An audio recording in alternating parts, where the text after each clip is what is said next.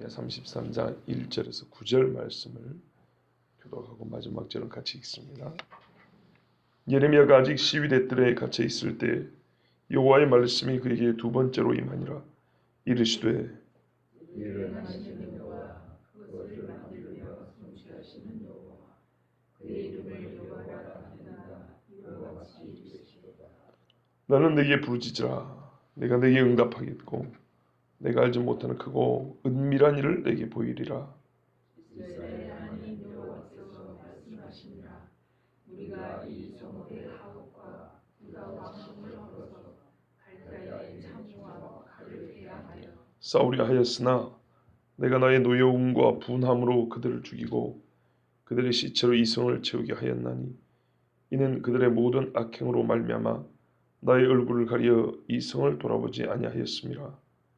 그러나 내가 이 성읍을 치료하며 고쳐 낫게 하고 평안과 진실이 풍성함을 그들에게 나타낼 것이며 내가 유다의 포로와 이스라엘의 포로를 돌아오게 하여 그들을 처음과 같이 세울 것이며 내가 그들을 내게 범한 그 모든 죄악에서 정하게 하며 그들이 내게 범하며 행한 모든 죄악을 사할 것이다. 이 성읍이 세계 열방 앞에서 나의 기쁜 이름이 될 것이며 찬송과 영광이 될 것이요 그들은 내가 이 백성에게 베푼 모든 복을 들을 것이요 내가 이 성읍에 베푼 모든 복과 모든 평안으로 말미암아 두려워하며 떨리라. 아멘. 예레미야가 형편이 나아지지 않았습니다. 남이 못 보는 것들을 보고 남이 못 듣는 것을 듣지만 여전히 그의 육체는 시위대 뜰에 갇혀 있습니다. 하나님의 종인 예레미야는 하나님을 불신하고 그 말을 듣지 않는 세상의 힘에 의해서 사로잡혀 있습니다. 그러면 하나님도 사로잡혀 있는 것인가요? 그건 아니죠. 신약성경에 보면 주의 말씀은 갇히지 않는다 그랬습니다. 그 신약에 들려진 그 서술, 그러니까 주의 말씀은 사로잡히지 않는다라는 그 말씀의 실제는 이미 옛적에 우리에게 보여주었습니다. 당대에 유일하게, 거의 유일하다고 봐야 되죠. 유일하게 하나님의 말씀을 대언하는 사람인 예레미야가 갇혀있다는 말을 언뜻 보기에 하나님의 말씀도 사람들에 의해서 갇힌 것처럼 보이지만 하나님은 갇혀있는 예레미야에게 말씀을 줍니다. 왜 이렇게 말하냐면 예레미야에게 말을 주면 예레미야가 자유로운 상태라면 여기도 가서 외칠 것이고 저기도 가서 외칠 것이고 예레미야가 높은 지위에 있으면 한 번 외치면 높은 데서 이렇게 울려 퍼질 소리인데 가장 낮은 자리로 가장 묶여있는 자리에 예레미야가 놓여있기 때문에 말을 줘도 하나님이 왜 하필 그런 사람에게 해주냐 이 말이죠. 그런 지경에 처해 있는 사람이 우리 흔히 이렇게 말하잖아요.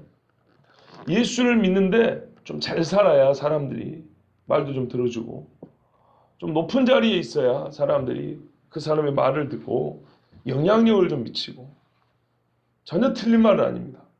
근데 우리가 이걸 알아야 되는 거예요. 우리가 잘못 생각하는 게 있어요. 높은 자리에 있는 사람이 예수를 믿고 말을 한다고 해서 영향을 꼭 미치는 것인가? 낮은 자리에 있는 사람이 예수 믿으라고 말하면 영향을 미치지 못합니까? 또는 우리가 둘 다 영향을 미치는데 우리의 눈이 삐뚤어서 한쪽만 보고 있는 건 아닌가요? 이 나라의 복음을 가지고 왔던 사람들이 고관 대작들이었습니까? 조선 사람들 중에 최초로 예수 믿는 사람들이요. 복음이 시골이라든지 이 지방으로 퍼져나왔을 때 그 동네 유지가 먼저 예수를 믿었을까요? 아니면은 그 동네 종들이나 머슴들이나 아니면 일반 평민들이 예수를 믿었을까요? 오히려 낮은 신분에 있던 사람이 예수를 믿는 게 훨씬 더 많습니다. 옛날에 중세 로마 카톨릭이 유럽을 휩쓸고 있을 때 진짜 예수 믿는 사람은 산과 들과 골짜기에 숨어있던 아주 천한 신분의 사람들입니다. 그러나 그들 때문에 이 복음의 횃불이 사그라들지 아니하고 정말 신앙의 정신이 잘 전해져 내려왔습니다. 만약 그렇지 않았다면 벌써 하나님의 말씀은 마귀의 말로 대체돼 가지고 수많은 사람들의 귀에 정말 아무리 들려줘도 생명을 주지 못하는 말이 되어버렸을 겁니다. 하나님은 갇히지 아니하고 하나님의 말씀은 갇히지 아니한다는 것이 예레미야 같은 사람이 갇혀 있음에도 불구하고 하나님은 여전히 그를 믿는 자, 그의 말씀을 듣는 자에게 말씀을 주신다는 겁니다. 갇혀 있는 사람이건 자유로운 사람이건 다니엘이 신분이 높기 때문에 말씀을 준 게 아니라 다니엘이니까 준 겁니다. 하나님 말씀을 듣는 자니까 준 겁니다. 듣는 자니까 하나님이 그의 신분을 높여준 거지. 높여진 신분을 갖고 있기 때문에 하나님의 말씀을 준 건 아니라 그 말입니다. 하나님의 말씀을 들을 줄 알기 때문에 하나님이 지혜를 줘서 다니엘이 지혜로워진 것이지. 다니엘이 지혜로우니까 똑똑한 놈한테 말씀을 줘야 됐구나. 이래 준 게 아니라 이 말입니다. 고린도전서에 우리 모인 사람들을 보자. 우리 중에 누가 문벌이 좋으며 우리 누가 집안이 좋은 사람이 어디 있느냐. 고린도전서에 보면 우리는 만물의 찌꺼기같이 여겨지는 사람들 아니냐. 그러나 하나님이 이와 같이 낮은 사람들을 통하여 스스로 높다고 지혜롭다는 사람들을 부끄럽게 하려 하시면냐. 이렇게 말씀했습니다. 우리가 예수를 믿고 나서 예레미야 선지자니까 대단해 보이지. 당대 사람들 눈에는 예레미야는 진짜 한번 지그시 밟고 넘어갈 사람 정도밖에 안 되는 겁니다. 요즘으로 말하면 만만하게 그지없는 사람입니다. 우리가 읽어왔지 않습니까? 사람들이 예레미야를 어떻게 대우했는지. 그런데 하나님은 예레미야에게 또 말씀을 해줍니다. 예레미야에게 말씀해 준 게 너 며칠 있으면 석방될 거다 이런 이야기가 아니죠. 그가 자유로울 때건 제사장의 신분을 갖고 있을 때건 아니건 똑같이 이 시대 그 누구도 어디서도 들을 수 없는 하나님의 놀랍고 크고 좀 본문에 나오지만 은밀한 일들을 가르쳐 주셨습니다. 지금 당장 이 나라 사람들에게 써먹을 데가 없는 것 같이 보이지만 실제로는 인간의 영혼에게 가장 유익한 이야기를 해주셨습니다. 하나님의 말씀은 갇히지 아니합니다. 그래서 2절에 이렇게 말씀하죠. 이를 행하시는 여호와. 아니 넓긴 해도 깜빵인데 여기가 무슨 여기서 일을 행하겠습니까?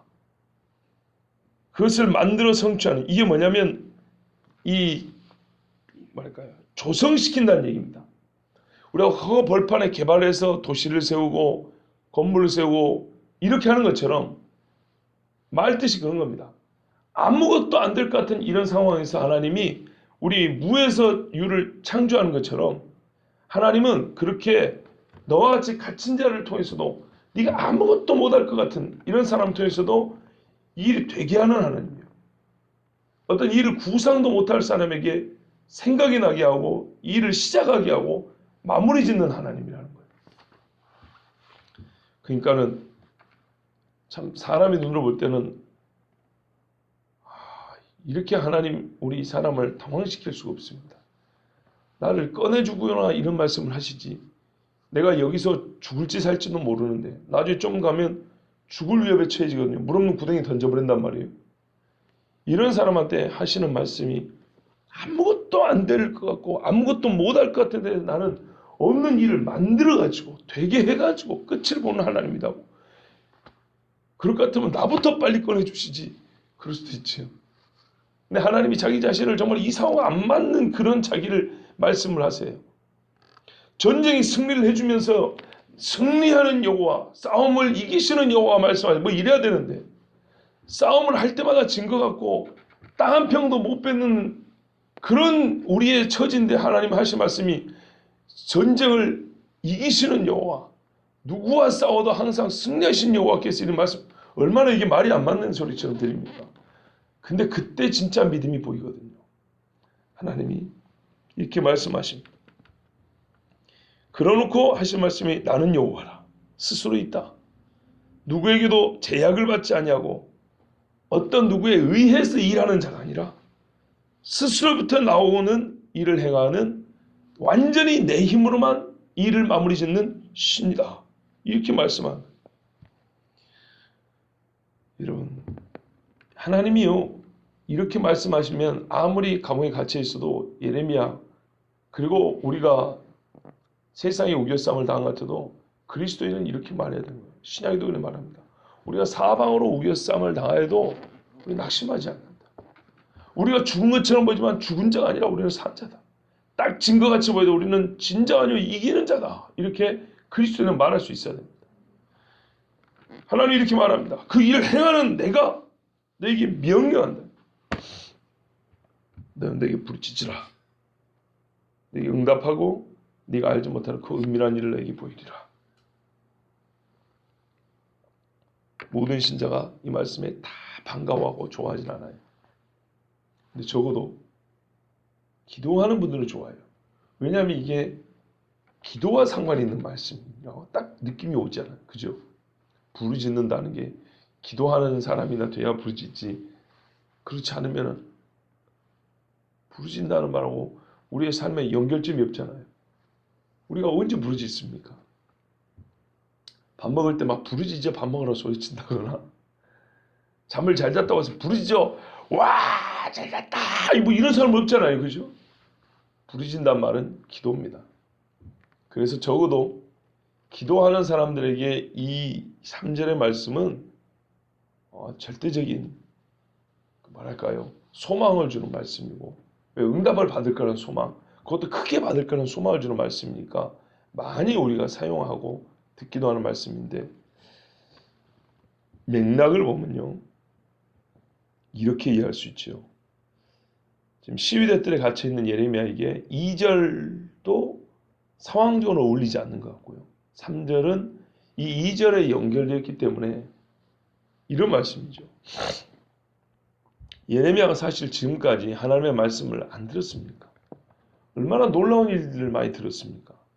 그런데 예레미야의 마음이 지금 갇혀있는 신세에 죽을지 살지 모르는 이 상황에서 기분이 좋을까요? 막 소망이 생길까요? 그 마음에 막 즐겁고 기쁘고 뭔가를 더 적극적이고 능동적으로 해볼 막 의욕이 생겨 그럴까요? 아니죠. 이 정도 상황이 되면 사람이 상당히 소극적이 되고요. 수동적이 되고요. 이제 나는 다 했으니까. 하나님, 나는 이제 더 원하는 것도 없고 이렇게 되기 쉬운 상황입니다. 근데 하나님은 예레미야에게 마치 그런 거죠. 엘리야에게 너 왜 여기냐? 주여, 내가 주를 향한 열심이 특심하여서 목을 걸었는데 하나님 나를 보고 안 해줬습니다. 저 이세벨이 나 죽인다고 하지 않습니까? 그리고 이 정도 되면 이스라엘 백성이 좀 알아듣고 회개하고 따라와야 되는데 여전히 이세벨이 무섭다고 나 죽이려고 한답니다. 내가 이거 해서 뭐 하겠습니까? 차라리 그냥 여기서 죽여주세요. 동굴 속에 들어가지고 엘리야가 그러고 있지 않습니까?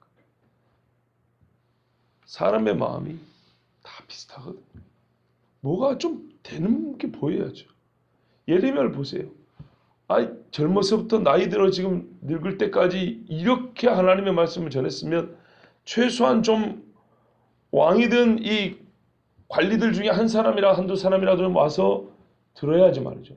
이렇게 보면 바울의 선교가 얼마나 성공적인가 봐보세요. 두세 사람이 듣더라. 몇 사람이 듣더라. 이 예레미야 시대에는 이스라엘 사람들인데도 안 들어요. 그러니까 하나님이 어떻게 하시겠어요? 예레미야를 격려하시고 힘을 주시고 싶기도 하고 한편으로는 예레미야가 앞에도 한 적이 있었죠. 나 못해 먹겠다고. 이러니까 너 요단강이 창이랄 때는 어쩔 것이야. 보행자와 겨루도 지금 힘들다고 그렇게 책망하셨죠. 이 말씀들이 아마 참 이 묘하게 섞여 있는 그런 뉘앙스 같습니다. 부르짖으라. 예레미야가 언제 기도 안 했습니까? 그런데 너는 이제 힘을 내서 더 적극적으로 하나님 앞에 간절하게 기도하라. 내가 너에게 보여준다. 그러니까는 예레미야에게 담대함도 또 마음의 평안함도 주시려고 이 말씀을 하신 것이고 또한 종으로서 낙심하지 마라. 그래서 예레미야는 조금 어떤 면에서는 다 그치는 말씀입니다. 왜냐하면 뒤에 나오는 말씀이 오늘 우리가 9절밖에 보지 않았지만 뒤에까지 계속 보면 사실 앞에 하신 말씀의 반복입니다. 반복. 뭐 완전히 새로운 게 없어요. 말하자면 네가 내일 당장 풀려날 것이다. 우리 식으로 말하면 로또 번호를 가르쳐 준다거나 어디다가 투자를 하면 막 한 방에 큰 이득을 얻을 것이라거나 뭐 이런 걸 가르쳐 준 게 아니에요. 또는 우리가 크고 은밀한 일은 그런 생각을요. 막 갑자기 오늘 꿈을 꿨더니 막 암덩어리가 막 빠져나가는 꿈을 꾼다거나 막 별로 기분이 안 좋으세요? 암덩어리가 빠져나가는데 막 가끔 그런 일들 간증 들어보셨잖아요.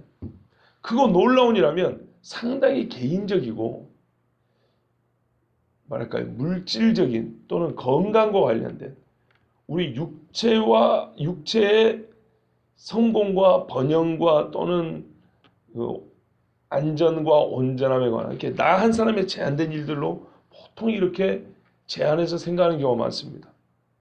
왜냐하면 기도할 때 그런 제목으로 간절히 기도하기 때문입니다. 우리 자식을 막 이렇게 기도할 때 우리 교회 막 이렇게 기도하는 정도지 그럴 때 간절히 기도하지 않습니까? 보통 저는 그렇게 들었어요. 보통 그런 문제로 기도하는 사람 앞에 부르짖으라 내가 너에게 크고 놀라운 것을 보여 이 말씀 갖다 쓰더라고요. 누구 한 사람 이 나라가 정말 복음화된 그런 뭐 기도라든지 아니면은 저 나를 핍박하고 예수 믿는 사람을 조롱하고 핍박했던 그 사람들이 막 회심해서 주님 앞에 돌아오는 그런 회개의 역사나 이런 걸 가지고 막 부르짖으라 내가 너에게 크고 은밀한 일 그런 거 별로 못 들어봤어요. 근데 사실은 이런 게 더 훨씬 크고 은밀한 일들 아닙니까? 하나님 나라의 일들이 보여지는 거 아니겠습니까? 하나님은 크고 은밀한 일이 무엇인지 4절 이하에 가르쳐줍니다. 예레미야의 어떤 개인적인 기대하고는 좀 다릅니다.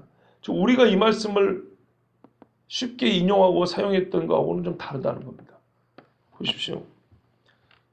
4절 5절 보면 이런 말입니다. 우리가 이미 들은 이야기죠.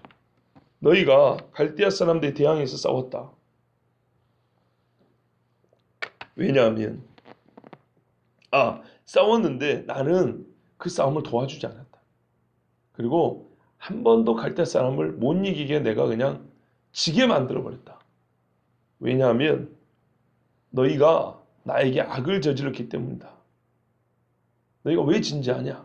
나에게 악을 저지르고 회개하지 않았기 때문에 내가 얼굴을 싹 돌렸기 때문이다. 이렇게 말씀합니다. 근데 사실 아까 말씀드린 대로 이거는 예레미야가 다 알고 있는 이야기입니다. 하나님 앞에서는 어떤 악도 누구의 악도 예외 없이 악으로 취급을 받습니다. 선으로 취급받지 않습니다. 하여튼 이 악을 행한 사람에게는 하나님이 얼굴을 돌려버린다, 숨겨버린다고 그랬어요. 그런데 이후에 어떤 일이 일어나냐? 내가 이 성 예루살렘을 고쳐 낫게 하고 평안과 진실, 여기 진리를 말합니다.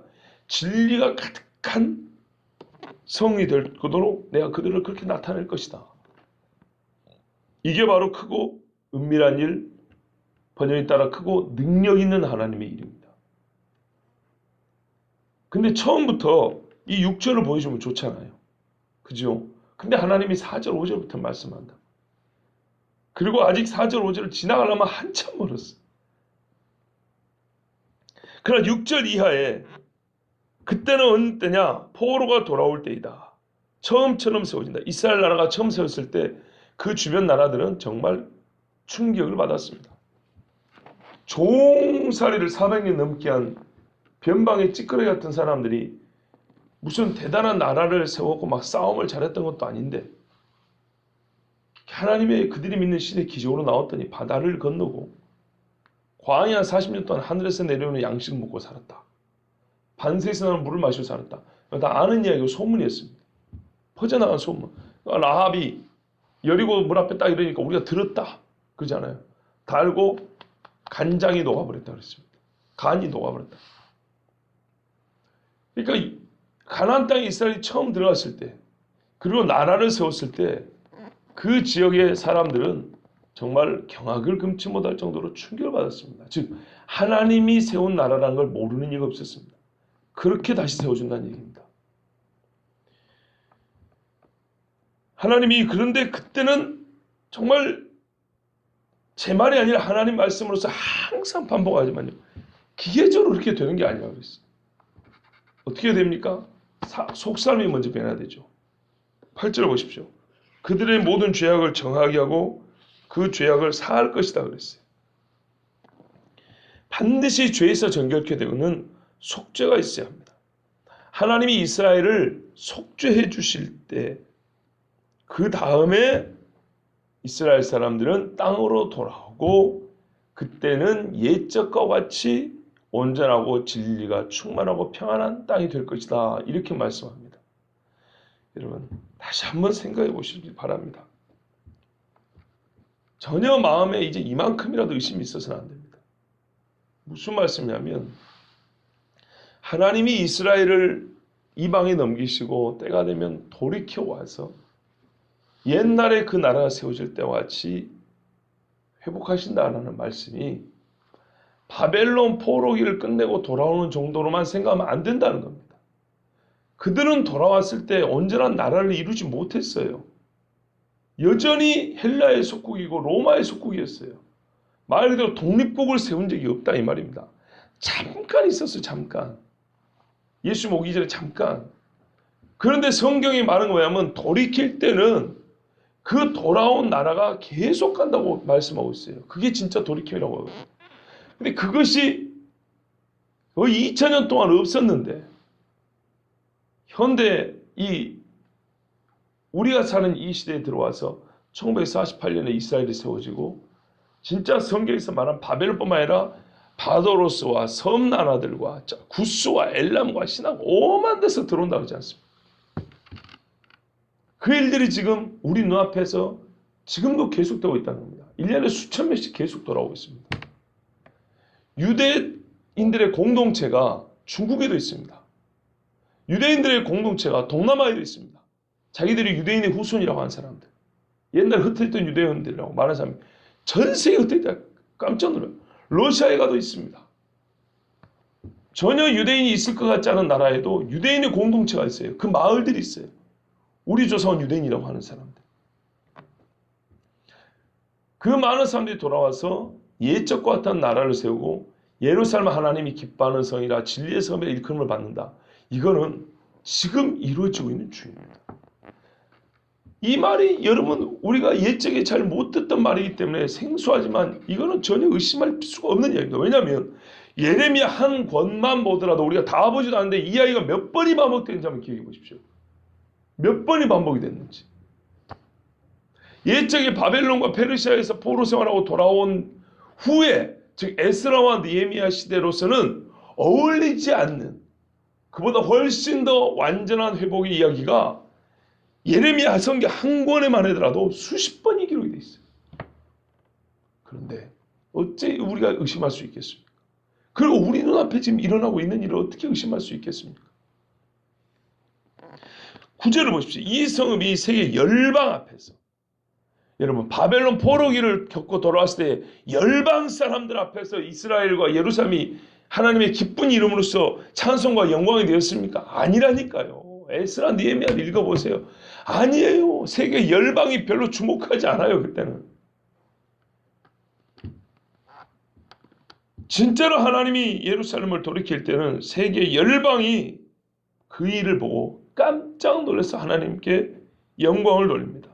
찬송을 돌립니다. 치욕과 모욕의 때가 지나간 겁니다. 이스라엘은 그 이름 자체만으로도 하나님께 기쁜 이름이 될 것입니다. 우리를 돌이키신 하나님의 행사, 그 손에 하신 일을 보고 찬송을 지을 것입니다. 찬송의 이유가 이 돌이키시는 하나님에 있을 거다 이 말입니다. 그리고 예루살렘에서 하늘에서와 같이 땅에서도 하나님의 뜻이 이루어지는 것을 보고 사람을 하나님께 영광을 돌릴 것입니다. 하나님이 영광 받으시는 때는요. 하나님의 뜻이 온전하게 피조세계에 나타날 때 그때 하나님이 영광을 받습니다. 우리가 잘 아시는 대로 반석을 명하여 물을 내라 했는데 쳐서 물을 냈단 말이죠.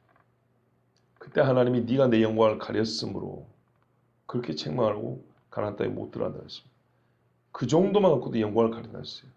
하나님의 속에서 나온 것이 피조물의 직선으로 전혀 삐뚤어짐이나 방해받지 않고 그대로 나타날 때 하나님은 최고의 영광을 받습니다. 그러면 예루살렘이 하나님께 영광이 되는 성이다 할 때는 주기도문에 너희들 이렇게 기도하라 그러잖아요. 유대인들에게. 아버지의 뜻이 하늘에서 같이 땅에서도 이루어지다. 아니, 그 땅의 1번지는 어디에 있습니까? 우리가 상식적으로 생각할 때 그 뜻이 이루어지는 1번지는 사실 예루살렘이어야 되지 않겠습니까? 근데 그렇게 된다는 얘기.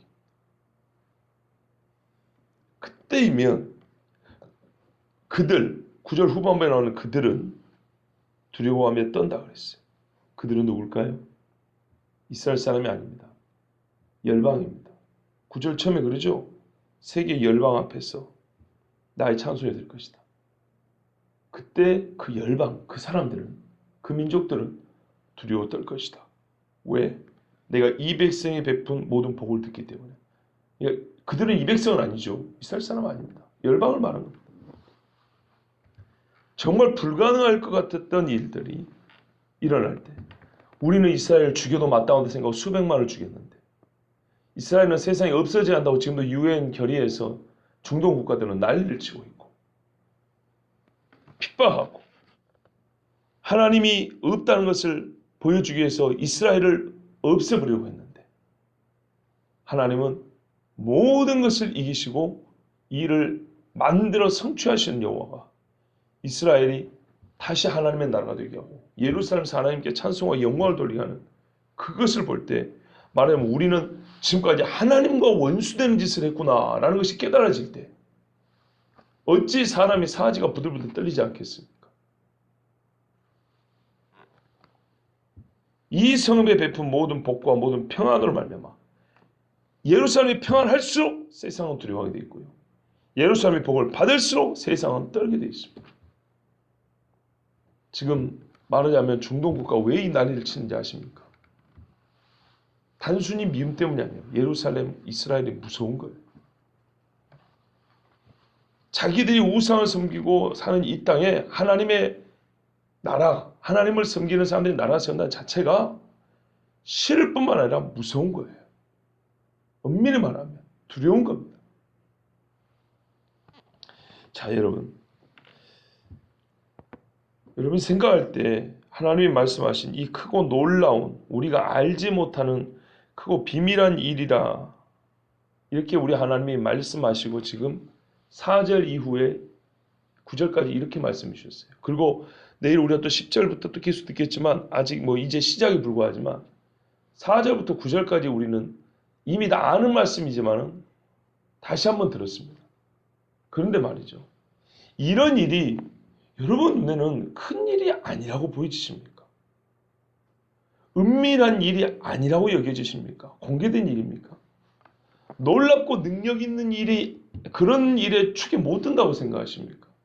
아까 말씀드린 대로 로또 복권이나 눈에 번쩍번쩍 보여야 그게 크고 은밀한 일이고 망에 자빠질 나라가 세상 열방이 두려워할 나라로 세워진다는 것은 여러분 크고 은밀하고 놀라운 일로 보이지 않습니까? 그런데 말입니다. 우리가 예수를 믿고 그리스도인들이 생각하는 일들, 하나님 나에게 아버지의 뜻을 보여주십시오 할 때는 이 정도까지 우리 꿈꾸는 일이 별로 없습니다. 세계 열방이 주께로 돌기를 바랍니다 하고 기도하는 뭐 선교사 정도 막 모든 것을 버리고 진짜 가방 하나 싸들고 떠나는 그런 선교사 정도의 믿음과 시야가 아니면 보통의 우리 성도들의 이 땅에서 그냥 보통 신앙생활하는 이 보통의 눈들로 볼 때는 사실은 이런 일이 크고 놀라운 일인데도 불구하고 우리는 하나님이 뭐가 크고 놀라운 일인지 뒤에도 가르쳐주지 않습니까? 그럼 우리 한번 양심적으로 생각해 보자고요. 예레미야 33장 3절을 외웠지 그 내용을 말해주는 4절 이하를 읽어본 적이 없고 실제로 그 내용을 들어본 적이 없습니다. 우리는 하나님의 크고 놀라운 일에 지금 서론을 들은 겁니다. 이게 하나님이 말씀하는 우리에게 보여주겠다는 입을 넓게 열라. 내가 너에게 채워주겠다는 그런 말씀의 실제는 이것입니다. 근데 그래서 우리의 신앙이 좁다는 얘기입니다. 우리의 바라보는 믿음의 눈들이 아직 골목길을 해서 양쪽 벽이 이렇게 딱 쌓여있는 그 골목길을 보고 있는 정도라는 겁니다. 그렇지 않습니다. 하나님이 이게 말이 뭐냐면 우리에게 보여주고 싶은 게 이 정도예요. 우리에게 알려주고 싶은 하나님이 하신 행사는 이 정도예요. 이 정도를 보고 알고 우리가 신앙생활을 하기를 하나님 정말 원하세요. 그리고 이 정도를 간구하기를, 이런 일을 간구하기를 원하세요. 부르짖으라잖아요. 그런데 우리는 그렇게 하지 않은 경우가 너무 많아요. 여러분, 베드로가 보고 들은 것을 한번 생각해 보세요. 사도 바울이 3,000층에 가서 보고 들은 거 한번 생각해 보세요. 사도 요한이 마지막까지 정말 죽기까지 인내하면서 밥 먹으면서 보고 들은 거 한번 생각해 보세요. 이게 크고 놀라운 일이라는 거예요. 예? 로또 복권 당첨번호가 보이고 뭐 암덩어리가 빠져나가고 뭐 귀신 몇 놈 막 떠나는 정도를 얘기하는 게 아니에요. 그것도 뭐 하나님이 하신 일 뭐 전혀 다 100% 부정하다는 얘기는 그런 뜻은 아니에요. 우리 신자가 바라봐야 될, 우리 눈이 아래를 보지 않고 위를 바라볼 때 뭘 바라봐야 되는지 지금 말씀하고 있는 거예요. 이 설교를 하고 있는 저 역시도 사실 별로 그렇게 하나님의 이 크고 놀라운 일에 대해서 많은 생각을 제가 설교하는 만큼까지는 못 해본 것 같습니다. 왜냐하면 두렵기 때문입니다. 하나님의 크고 은밀한 일, 지금 우리가 읽어보면 알지만 이런 이야기를 듣는 것 자체가 우리의 작은 심장에 감당할 수 있을까? 그러나 저는 소망을 합니다. 무섭긴 하는데요. 왜냐하면 그렇지 않으면 이런 크고 놀라운 일을 듣지 않으면 우리는 이 세상에 신경 쓸 일들이 내 마음을 가득 채우는 그런 삶을 살게 됩니다. 듣고 싶지 않지만은 나의 이 영적 민감함과 기민함을 무디게 하고 영적인 부진함과 충성을 게으르게 하는 소리가 귀로 계속 들어오기 때문에 이런 일을 보지 않으면 하나님의 크고 놀라운 일을 계속 살펴보지 않으면 우리 눈에는 어느샌가 죄의 욕심을 불러일으킬 만한 것들이 눈앞에 가득 펼쳐져 있기 때문에 나는 그거보다는 차라리 이 작은 심장에 감당하지는 못할지라도 하나님의 크고 놀라운 일을 꿈에서도 생시에서도 보고 듣고 싶어요. 잠깐은 두렵지만 그 이후에는 영원한 소망이 가슴에 가득 찰 걸 알고 있기 때문입니다. 그런데 일단은 어때요? 우리 그렇잖아요. 기도하기가 두려워. 하나님이 갑자기 나보고 주일하라 부를까봐 그런 젊은이들 있죠. 왜 기도를 못해? 부모 입장에서 왜 기도를 못해? 자식을 위해서 왜 기도를 못해? 갑자기 우리 아들 내놓을까봐 내가 걱정되고 기도를 못하겠다. 그런 경우 있죠. 예, 이 크고 은밀한 일이 우리 작은 심장에는 두려워요, 사실. 그런데요, 그 잠깐의 두려움을 이기고 하나님 크고 은밀한 일을 내게 보이시옵소서 하면 절대 우리에게 해가 되는 말씀 해주지 않아요. 이 땅에서 보고 이 땅에서 들려지는 것들을 완전히 뛰어넘는 하나님 나라 일을 보여주세요. 들려주시고 그러면 어떻게 되냐면 그 어마어마한 일을 보고 듣는 두려움과 부담은 있지만은 그 다음에는 그보다 더 큰 소망이 마음에 딱 자리 없어. 그러니까 사도들이 뛰쳐나갔던 거 아닙니까? 그렇게 변합니다. 근데 우리는 그 맛을 보기를 사모해야 되지만 사실 거기까지 미치지 못하는 신앙을 목회자들도 가르쳐왔고 우리 신앙생활 할 때도 거기까지 별로 그렇게 소망한 적이 그렇게 많지 않아요. 이제 하나님이 말씀해 주셨기 때문에 우리가 진짜로 하나님의 크고 놀라운 일, 크고 권세 있는 일, 크고 은밀한 일을 보고 듣기를 간구해야 합니다. 예레미야에게 그렇게 하라고 지금 명령을 내렸잖아요. 어떤 신세인데요? 갇혀있고 지금까지 한 모든 이 사역의 외침이 실패한 것처럼 여겨지는 인생 말년에 가장 끔찍한 순간을 겪고 있는 예레미야에게조차도 하나님이 여기서 그대로 서 있지 말고 네 몸은 갇혀 있으나 내가 너에게 보여줄 일은 이 갇힘이 끝이 아니라는 거다. 부르짖어라. 내가 이후에 할 일을 보여주겠다. 그리고 너는 그걸 어떻게 해요? 이 땅에 나에게 부르짖어 보고 드는 것을 이 땅에 역시 부르짖듯이 외치라. 이렇게 하나님 말씀합니다. 엘리야에게도 너는 아직 끝나지 않았다. 나가라.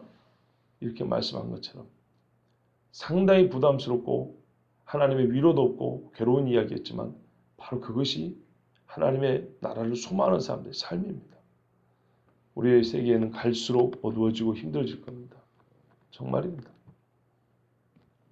그러나 하나님 앞에 부르짖어 크고 은밀한 일을 보고 듣는 사람에게는 더 큰 소망으로 살아갈 수 있는 절호의 기회입니다.